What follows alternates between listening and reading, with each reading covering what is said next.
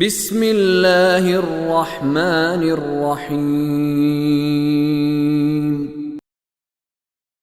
فلا تهنوا وتدعوا إلى السلم وأنتم الأعلون والله معكم ولن يتركم أعمالكم إنما الحياة الدنيا لعب ولهو وإن تؤمنوا وتتقوا يؤتكم أجوركم ولا يسألكم أموالكم إن يسألكموها فيحفكم تبخلوا ويخرج أضغانكم ها أنتم هؤلاء تدعون لتنفقوا في سبيل الله فمنكم من يبخل ومن يبخل فإنما يبخل عن نفسه والله الغني وأنتم الفقراء وإن تتولوا يستبدل قوما غيركم ثم لا يكونوا أمثالكم.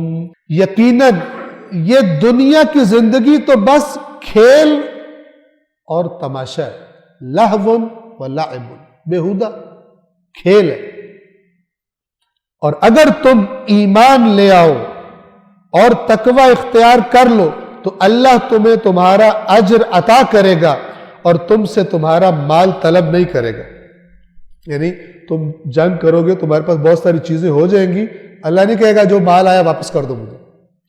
اللہ کو پتہ کتنا مال سے پیار کرتے ہیں لوگ، تو اللہ کہہ رہا ہے اللہ تم سے تمہارے، یا مراد یہ کہ تم سے سارے مال نہیں کہے گا جو ملے واپس کرو.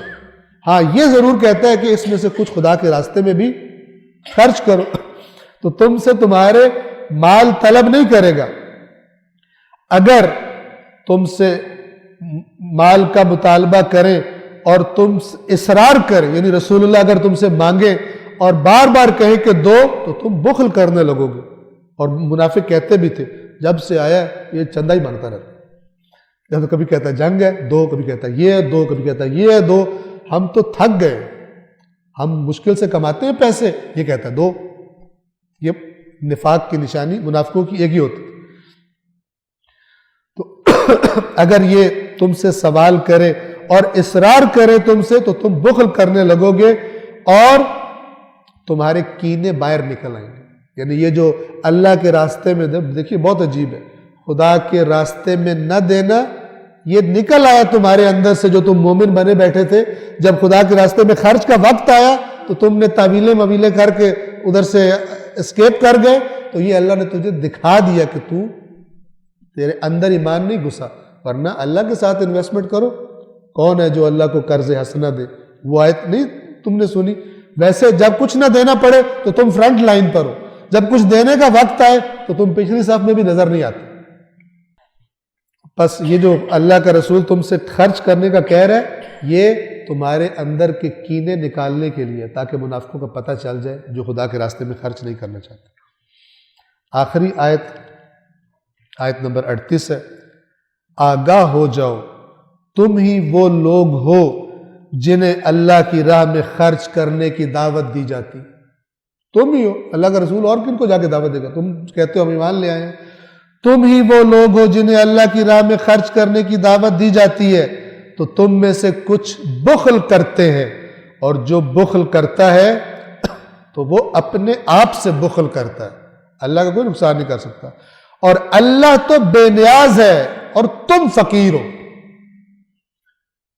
یہ بعض منافقوں نے کہا تھا، یہودیوں نے، کہ اللہ فقیر ہے ہم بے نیاز ہیں. کیوں تنزن کہا تھا کہ یہ ہر وقت اللہ کا رسول آیا ہے یہ مانگتا رہتا ہے، اس کا مطلب تو کہتا ہے اللہ بے نیاز ہے، اگر اللہ بے نیاز ہے تو اس کو بھی دے دے، یہ ہر وقت ہم سے مانگتا رہتا ہے. ہم بے نیاز ہیں، یعنی ہم دینے والے ہیں اور اللہ مانگنے والا ہے، اللہ لینے والا ہے. بعض کا ایمان ایسا ہوتا ہے. لہذا فرمایا کہ جو بخل کرتا ہے وہ اپنے لیے بخل کرتا ہے، اپنے ساتھ بخل کرتا ہے. کیوں؟ اس لیے کہ اللہ تو غنی ہے اور تم ہو جو فقیر ہو، تم ہو جو محتاج ہو.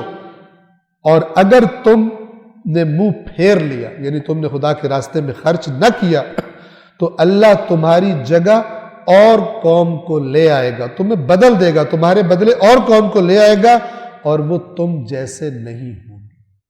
تم جیسے نہیں ہوں گے، یعنی خدا اس قوم کو عزت اور اقتدار بخشے گا جنہیں خدا کے راستے میں خرچ کرنے کی عادت. دیکھیے مغرب بھی اپنے نظریات کے پرچار کے لیے، اپنے سسٹمز کو دنیا میں رائج کرنے کے لیے خرچ کرتے ہیں یا نہیں کرتے؟ یا بیٹھ کے چرچ میں صرف دعا مانگتے ہیں یا اللہ ہمارے ایجوکیشن سسٹم کو توفیق عطا فرما کے ساری دنیا میں لاگو ہو جائے، ہمارے ایجوکیشن سسٹم کو جو ہم امریکہ میں کر رہے ہیں یا اللہ اس کو تجھے حضرت عیسیٰ کا واسطہ مسلمانوں کے ملکوں میں بھی اس کو پہنچا دے؟ نہیں، وہ پہنچاتے ہیں، جا کر وہ پہنچاتے ہیں، وہ خرچ کرتے ہیں، وہ تھنک ٹینکس پہ خرچ کرتے ہیں، وہ اسلحے پہ خرچ کرتے ہیں، وہ پالیسیز بنانے پہ خرچ کرتے ہیں۔ ہم کس پہ خرچ کرتے ہیں؟ تو جس کا جہاں خرچ ہے، جس کی جتنی اپروچ ہے، وہ اس کا رزلٹ بھی اتنا ہی لے رہے۔ ہاں، جس کی معرفت، روایات پہ آیا ہے کہ اجر معرفت کے مطابق ہوتا ہے۔ 2 رکعت نماز پڑھتا ہے جو با معرفت انسان، اس کا اجر کئی زیادہ ہے اس سے کہ جو بے معرفت ہے اور کرتا ہے۔ اسی طرح زیارات ہے، اسی طرح حج ہے، اسی طرح عمرہ ہے۔ اور یہ قرآن مجید معرفت کا خزانہ ہے۔ معرفت یہی ہوتی ہے، حقیقت دین کا انسان کو پتہ چل جائے، اور پھر پتہ چلنے کے بعد 2 راستے ہوتے ہیں، یا کہے کہ پتہ تو چل گیا ہے لیکن کام مجھ سے بڑا ہے، میرے بارے کا کام نہیں ہے، میں نہیں کر سکتا، اور یا کہے کہ نہیں میں کروں گا، اس راستے پہ چلوں گا جس پر رسول اللہ چلے، جس پر مولا علی چلے، جس پر امام حسن چلے، جس پر امام حسین چلے۔ تو انہی کا تو ذکر سنتے ہیں نا، جب سنتے ہیں تو پھر راستہ چلنا کیسے؟ راستہ کیوں نہ چلا جائے؟ صدق اللہ العلی العظیم۔